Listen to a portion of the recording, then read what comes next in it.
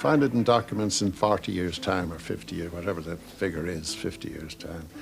It'll all come out, but I'll be long in my grave at that time. But I can assure you that they did set up the Provisional IRA. 12 weeks prior to a high-ranking member of the Civil Rights Association, Samuel Dowling, being caught in possession of a Gelignite bomb.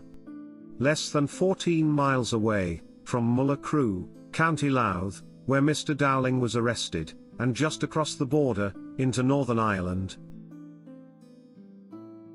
2 Royal Ulster Constabulary officers were killed by a Gelignite bomb. This bomb was planted by the Provisional IRA. The young officers were the first Royal Ulster Constabulary officers to be killed by Republicans during the Troubles, and the first security forces to be killed in South Armagh. Dawn brought Army explosives experts to the scene, and they quickly established that the blast came from a massive 15-pound charge of Gelignite wired to go off when the interior light of the car went on. It wasn't until first light that the full impact of the blast became apparent. What was left was hardly recognizable as a car. Dozens of pieces of wreckage were scattered over an area of 100 yards. The car had been in the lane a few yards from the busy main road since Sunday. Army border patrols had passed it several times a day since then. Worth re-emphasising, and for reasons that will become very clear as this documentary would unfold. On the 11th of August 1970, 2 Royal Ulster Constabulary officers were killed by a booby-trap car bomb. It was planted by the Provisional IRA near Crossmaglen in County Armagh, Northern Ireland.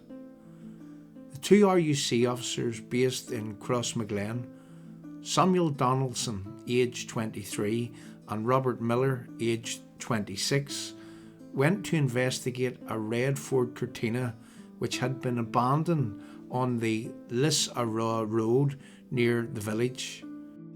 The car had been stolen outside the Ardmore Hotel in Newry on the 7th of August. Samuel Donaldson, who was murdered in the bomb, was a relative of Geoffrey Donaldson MP, who at the time of making this documentary, from June 2021 until today's date in 2023, is the current leader of the Democratic Unionist Party in Northern Ireland. The Provisional IRA murderers that killed Constable Donaldson and Miller by booby-trapping a Ford Cortina had been made up of people from Navan in County Meath and Inniskeen in County Monaghan. They were under the command of one Sean McStaffin, who was the first Chief of Staff of the Provisional IRA.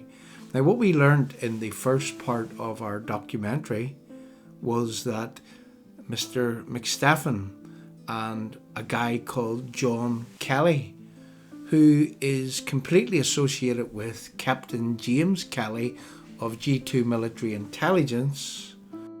It was Sean McStaffin and John Kelly who originally set up the Provisional IRA in its embryonic form as early as 1968 going forward.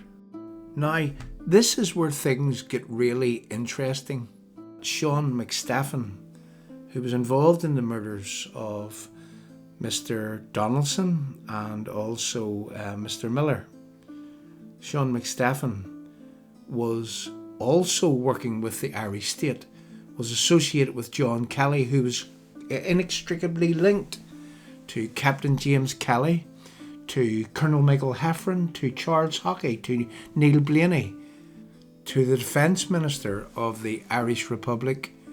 That would be one James Gibbons.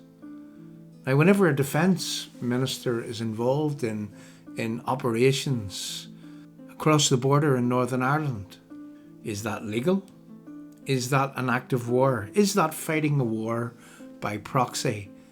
Is that participating in the murder of citizens of another country? Is that Irish state-sponsored terrorism? And of paramount importance, has the current Irish government got a lot of questions to answer with reference the participation of previous Irish governments in Irish state-sponsored terrorism and the associations that previous Irish governments had with the emerging Provisional IRA from 1968 going forward?